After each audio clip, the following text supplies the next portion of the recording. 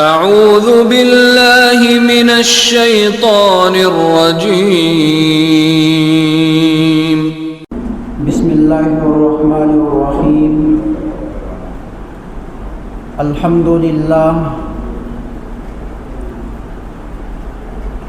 الحمدللہ وکفا وسلام علی عبادہ الذین اصطفى اما بعد فقد قال اللہ تبارک وتعالی فی القرآن المجید اعوذ باللہ من الشیطان الرجیم بسم اللہ الرحمن الرحیم قل للمؤمنین یغضوا من ابصارهم ویحفظوا فروجهم ذلك ازکى لهم ان اللہ خبیر بما یصنعون قال رسول اللہ صلی اللہ علیہ وسلم ان النظرة سهم من سهام ابلیس مسموم من ترکها مخافتی ابدلته ایمانا یجد حلاوته فی قلبه او کما قال علیہ الصلاۃ والسلام۔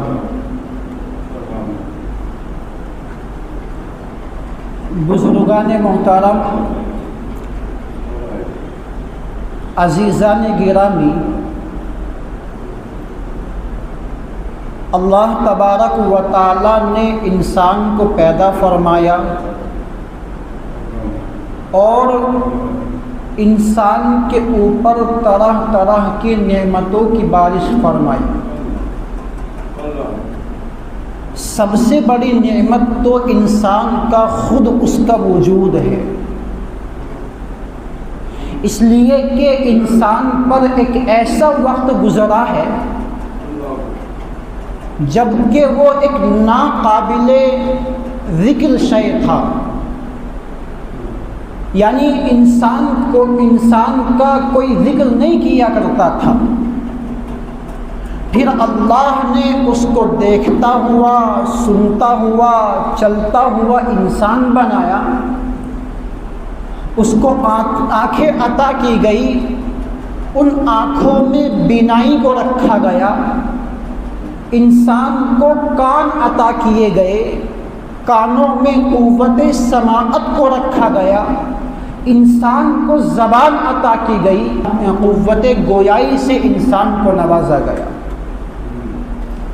غرض یہ کہ انسان کو بے شمار نعمتوں سے اللہ رب العزت والجلال کی طرف سے سرفراز فرمایا گیا، اور ساتھ ہی ساتھ میں انسان کے لیے اللہ نے ہدایت اور گمراہی کے دونوں راستوں کو واضح کر دیا۔ انسان کے سامنے مرضیات خدا بندی کو بھی بیان کر دیا گیا اور ان چیزوں کو بھی بیان کر دیا گیا جو چیزیں غضب الہی کا سبب بنتی ہیں۔ معروفات کو بیان کر کے انسان کو ان کو اختیار کرنے کا بھی حکم دیا گیا، اور منکرات کو بیان کر کے، منکرات کو ذکر کر کے ان سے باز رہنے کو بھی کہا گیا۔ ارشاد خدا بندی ہے،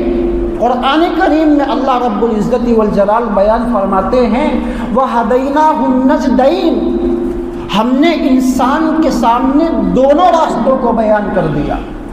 یعنی نیکی کے بھی بدی کے بھی دونوں راستوں کو ہم نے حضرت انسان پر واضح کر دیے، معروفات بھی بیان کر دیے، منکرات بھی بیان کر دیے، اور ساتھ ہی انسان کو اختیار بھی دے دیا کہ اب انسان کا اختیار ہے کہ جس راہ کو وہ اپنائے گا اسی کے مطابق اللہ کے یہاں سے اس کو بدلہ ملے گا، کہ اگر نیکی کی راہ اپنائے گا تو اللہ تبارک و تعالیٰ کی جنت انسان کے لیے آراستہ اور پیراستہ ہے، اور اگر بدی کی راہ اپنائے گا یعنی برے راستے کو اختیار کرے گا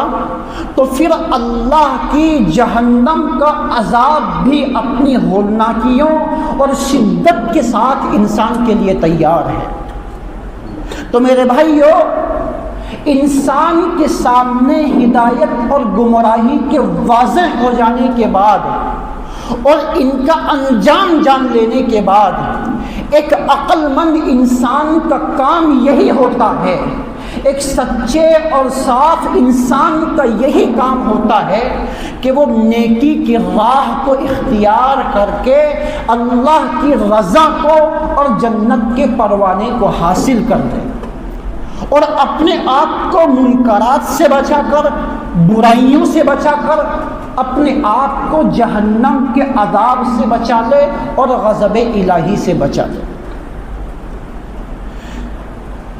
اس وقت میں جو آپ حضرات کی خدمت میں حاضر ہوا ہوں، جن منکرات سے انسان کو خاص طور سے بچنے کا حکم دیا گیا ہے، انہی میں سے ایک منکر کو، ایک برائی کو، ایک گناہ کو لے کر کے آپ کی خدمت میں آیا ہوں۔ ویسے تو بہت سارے گناہ ہیں، بہت ساری برائیاں ہیں، بہت سارے منکرات ہیں، سب کو یکجا بیان کر دیا جائے اتنا وقت نہیں ہے، لیکن جن منکرات کو، جن برائیوں کو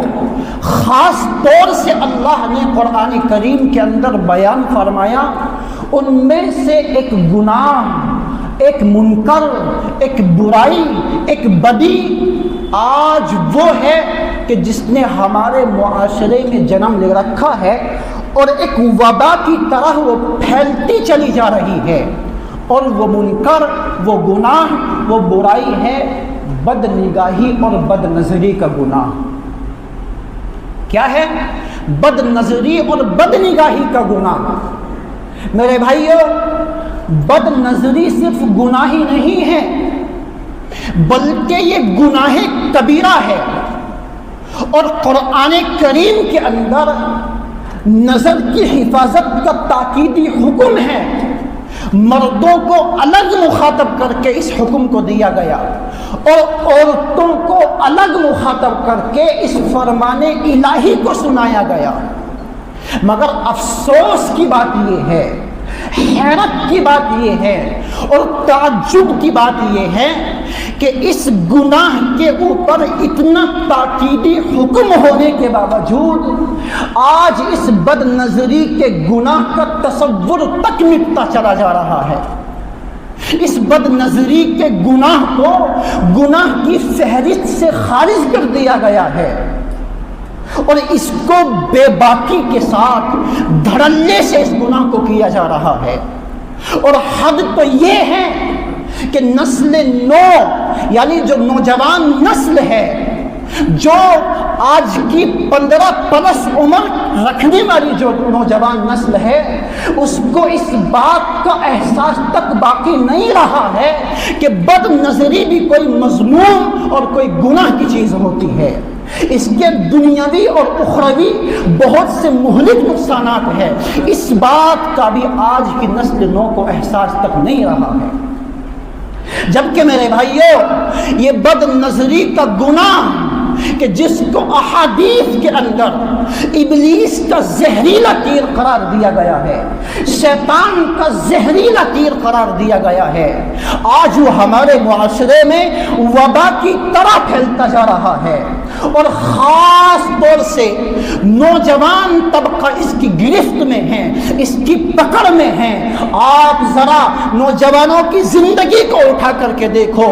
چاہے وہ اسکول کا ماحول ہو، چاہے وہ دفتر کا مقام ہو، چاہے وہ انسان کی جاب کا مقام ہو، چاہے انسان کی سفر کی زندگی ہو، یا پھر چاہے وہ انسان کی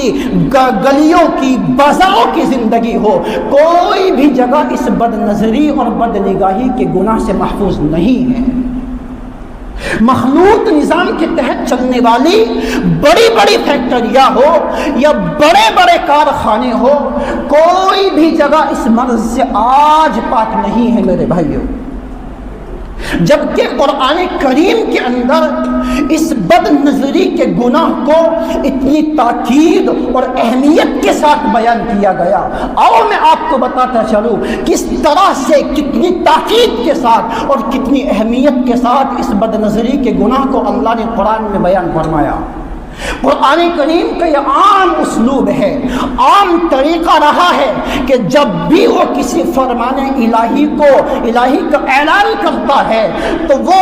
مردوں کو الگ مخاطب نہیں کرتا، عورتوں کو الگ مخاطب نہیں کرتا، بلکہ صرف قرآن کریم ایک لفظ استعمال کرتا ہے جو مرد اور عورت دونوں کو شامل ہوتا ہے، اور اسی سے دونوں مخاطب ہوتے ہیں اور دونوں اسی کے مصداق ہوتے ہیں۔ مثلا آپ لے لیجئے قرآن کریم کے اندر ہے یا ایھا الذین آمنو، قرآن کریم کہتا ہے اے ایمان والو، تو ایمان والے کہہ کر کے مردوں کو بھی اور عورتوں کو بھی سب کو مراد لیا گیا ہے، سب کو مخاطب کیا گیا ہے، یعنی مردوں کو کسی حکم کے لیے الگ مخاطب نہیں کیا گیا، عورتوں کو الگ مخاطب نہیں کیا گیا۔ قرآن کریم کی دوسری آیت آپ لے لیجئے وَأَطِيعُوا اللَّهَ وَأَطِيعُوا الرَّسُولَ، اللہ فرماتے ہیں کہ اللہ کی اور رسول کی اطاعت کرو۔ تو میرے بھائیو، یہ جو اطاعت کا حکم ہے، اس اطاعت کے حکم میں مردوں کو الگ مخاطب نہیں کیا گیا، عورتوں کو الگ مخاطب نہیں کیا گیا، بلکہ ایک ہی صیغہ اور ایک ہی لفظ استعمال کیا گیا۔ اور یہ قرآن کریم کا عام اسلوب رہا ہے کہ جب بھی وہ کسی فرمان الہی کا اعلان کرتا ہے تو صرف وہ ایک صیغے اور ایک لفظ کے ساتھ ہی دونوں کو مخاطب کر کے کہتا ہے یا ایھا الذین آمنو، اے ایمان والو سنو، اللہ کا یہ فرمان ہے، اللہ آپ کو یہ حکم دے رہا ہے۔ لیکن میرے بھائیو، جب اس بد نظری کے گناہ کی باری آئی، جب اس بد نظری کے گناہ کو اللہ نے بیان کیا تو خدا کی قسم مردوں کو الگ مخاطب کیا اور عورتوں کو الگ مخاطب کیا، تاکہ اس گناہ کی قرآن کریم کے اس حکم کی تاکید کا اور اہمیت کا پتہ معلوم ہو سکے۔ قرآن کریم کہتا ہے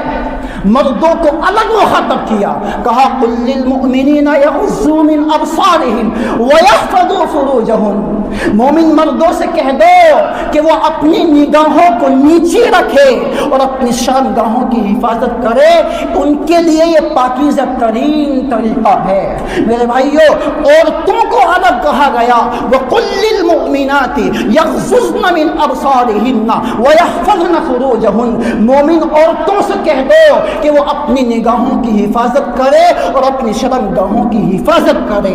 گویا کہ نبی پاک علیہ السلام کو اللہ نے مخاطب کر کے کہا اے پیغمبر، اپنی امت کے لوگوں کو، مردوں کو الگ حکم سنا دیجئے، عورتوں کو الگ حکم سنا دیجئے کہ وہ اپنی نگاہوں کو پست رکھے، اپنی نگاہوں کو نیچا رکھے اور اپنی شرمگاہوں کی حفاظت کرے۔ میرے بھائیو، یہ اتنا تاکیدی حکم ہے کہ مردوں کو الگ مخاطب کیا گیا اور عورتوں کو الگ مخاطب کیا گیا۔ لیکن پھر وہی بات آتی ہے، افسوس کی بات یہ ہے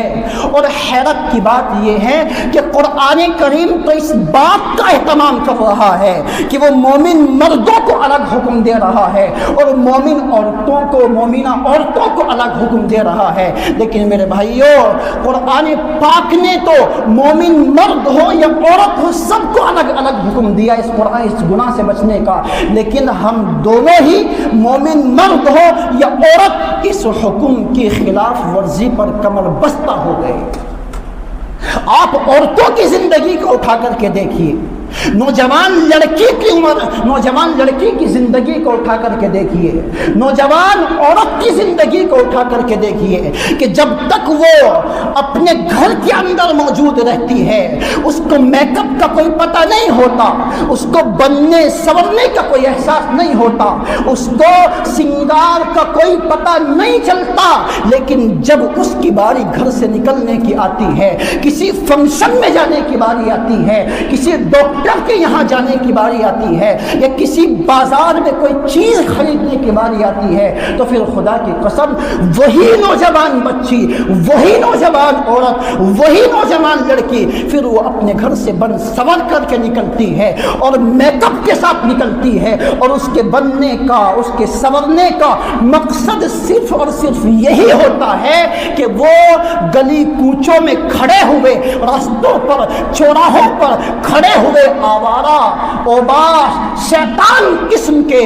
लड़कों की निगाहों का मरकज बने। और इधर ये नौजवान लड़के भी जो आवारा, शैतान, ओबाश किस्म के लड़के होते हैं, ये भी गलियों में, कूचों में, चौराहों पर, रास्तों पर खड़े हुए इसी इंतजार में रहते हैं कि कब वो परिवश आएगी और कब हम उसके लुत्फ से, उसके दीदार से लुत्फ अंदोज होंगे। गोया कि मेरे भाइयों, कुरान करीम तो इतनी ताकीद के साथ हुक्म बयान कर रहा है, मोमिन औरतों को अलग कह दो, मर्दों को अलग कह दो, लेकिन हमारा हाल ये है कि नौजवान लड़कों की अगर जिंदगी को उठा करके देखे तो खुदा की कसम नौजवान गली कूचों पर इसी नीयत से खड़े होते हैं कि उनकी शहवत अंगेज निगाहें वो किसी नौजवान बच्ची को टकटकी बांध करके देख रहे होते हैं, तक रही होती है। इधर हमारी वो नौजवान बच्ची, उसकी भी ललचाती हुई निगाहें लड़कों को ढूंढ रही होती है। और मेरे भाइयों सुनो, जब ये इब्लीस का जहरीला तीर चलता है तो खुदा की कसम इसका जहर सिर्फ आंखों में नहीं रहता, बल्कि जहर का एक खासा है कि वो एक जगह नहीं थमता, बल्कि जब इंसान जहर को इस्तेमाल करता है तो फिर मेरे भाइयों जहर पूरे बदन में सरायत कर जाता है। तो इसका काम ये होता है कि इसका जहरीला तीर यानी शैतान का जहरीला तीर लगता तो इसकी आंखों में है, लेकिन उसका असर सरायत करके ज़बान में पहुंच जाता है। और फिर जब वो ज़बान के अंदर जहर पहुंचता है तो फिर आपने ऐसे जुमले लोगों से कहते हुए सुना होगा कि जो बिल्कुल गिरे हुए जुमले होते हैं, जो बिल्कुल बद्दी किस्म के जुमले होते हैं, जिनका कोई सर न कोई पैर होता है। वही उसी नौजवान बच्ची के बारे में, किस नौजवान बच्ची के बारे में? उस नौजवान लड़की या औरत के बारे में जो अपने घर में अपने बाप की बेटी है, अपने बाप का लख्ते जिगर है, अपनी माँ की नूरे नजर है, किसी भाई का फख्र है, मान है, सम्मान है, इज्जत है। अल्लाह की कसम जब ये जहर आंखों से सरायत करके ज़बान में आता है तो फिर इसी नौजवान बच्ची के बारे में लोगों को कहते हुए आपने सुना होगा, भाई देखो बाजार का फला का माल जा रहा है। लोगों को कहते हुए आपने सुना होगा। इस तरह के भद्दे जुमलों का इस्तेमाल होता है। मेरे भाइयों, मैं आपको बताता चलूं, ये किसी और के महल्लों की और किसी और के इलाकों की बात नहीं है। ये सिर्फ जुमला साजियां नहीं है जिनको जज्बाती रंग दे दिया गया हो, नहीं, बल्कि यह हमारे इलाकों की, हमारे महल्लों की, हमारे बाजारों की और हमारे गली कूचों की बात है कि जो आज ये ज़मीनी हक़ाइक़ है, ज़मीनी हकीकत है। और ये वो हकीकत है कि हर इंसान अपनी सर की आंखों से इसका मुशाहदा कर सकता है। और सुनो, सिर्फ इसी पर बस नहीं है, बाहर तो हो रहा है जो कुछ हो रहा है। अल्लाह की कसम इस बदनजरी के गुनाह को आज घरों के अंदर खुल्लम खुल्ला किया जा रहा है। ये बदनजरी घरों के अंदर भी खुले आम चल रही है। बड़े से बड़ा दीनदार समझे जाने वाला घराना, उस घर के अंदर भी अगर आप देखोगे तो मेरे भाइयों उस घर के अंदर भी टीवी पर, लैपटॉप पर और जदीद आलात पर, एलसीडी पर इसी तरह यानी फिल्में चल रही है, नाटकें चल रहे हैं, सीरियल चल रहे हैं। और खुदा की कसम वही बाप भी बैठा हुआ है, वहीं पर वो बेहया भाई भी बैठा हुआ है, वहीं पर वो बेहया बहन भी बैठी हुई है, उनकी माँ भी वहीं पर बैठी हुई है। और उस स्क्रीन पर बरहना, नीम बरहना तस्वीरें चल रही है और सब के सब एक जगह اکٹھے ہو کر کے اس کو دیکھ رہے ہیں۔ میرے بھائیوں، قرآن کریم کے اس آیت کے اندر جو بد نگاہی کے گناہ سے بچنے کا تاکیدی حکم ہے، یہ صرف روبرو نہیں ہے، بلکہ ہر اس چیز سے قرآن کریم نے روکا ہے کہ جس چیز میں غلط چیزیں انسان کی آنکھوں کو دکھائی جاتی ہیں۔ اور قرآن کا اللہ کے نبی علیہ الصلوۃ والسلام فرماتے ہیں یہ بد نظری کا گناہ اتنا خطرناک گناہ ہے کہ یہ شیطان کا یعنی ابلیس کا زہریلا تیر ہے۔ اللہ تبارک و تعالیٰ فرماتے ہیں، حدیث قدسی ہے، اللہ نے فرمایا کہ جو بندہ اس گناہ سے اپنے آپ کو بچا لے، یعنی اپنی نظر کی حفاظت کر لے، تو میں اس کو ایسا ایمان عطا کروں گا کہ اس ایمان کی حلاوت وہ اپنے دل میں محسوس کرے گا۔ اس لیے میرے بھائیوں، اگر ایمان کی حلاوت محسوس کرنی ہے اور ایمان کی حلاوت، ایمان کی چاشنی کا مزہ چکھنا ہے، تو اللہ کی قسم صرف اس بات کو ذہن میں رکھ کر کہ اگر آج ہم کسی کی بہن بیٹی کو مال بتائیں گے، کسی کی بہن بیٹی پر غلط نظر ڈالیں گے، تو کل اللہ نے ہمیں بھی بہن بیٹی والا بنایا ہے۔ ہمارے پاس بھی بھتیجیاں بھی ہیں، پوتیاں بھی ہیں، اور ہمارے پاس نواسیاں بھی ہیں، بھانجیاں بھی ہیں، ہماری بیٹیاں بھی ہیں۔ کہیں ایسا نہ ہو کہ آج ہم کسی دوسرے کی بہن بیٹیوں کو مال بتا رہے ہو، اور کل کوئی اوباش قسم کا، شیطان قسم کا، آوارہ قسم کا لڑکا وہ ہماری بہن بیٹی پر غلط نظر ڈال کر کے وہ ہماری بہن بیٹی کو بازار کا مال بتا رہا ہو۔ اگر اپنی بہن بیٹیوں کی عزت چاہتے ہیں اور اپنی عزت چاہتے ہیں تو اللہ کی قسم قرآن کریم کے اس تاکیدی حکم پر عمل کرنے کی ضرورت ہے۔ قرآن کریم کہتا ہے مردوں کو الگ کہا گیا، مردوں سے کہہ دو وہ اپنے نگاہوں کی حفاظت کرے، اپنی شرم گاہوں کی حفاظت کرے۔ مومن عورتوں سے الگ کہہ دو وہ اپنی نگاہوں کو نیچے رکھے اور اپنی شرم گاہوں کی حفاظت کرے۔ اللہ نے جو یہ گناہگار زبان سے بے ترتیب سی باتیں کہلوائی ہے، اللہ ان سب پر، مجھے بھی، ہم سب کو عمل کی توفیق عطا فرمائے۔ آمین۔ وما علینا الا البلاغ۔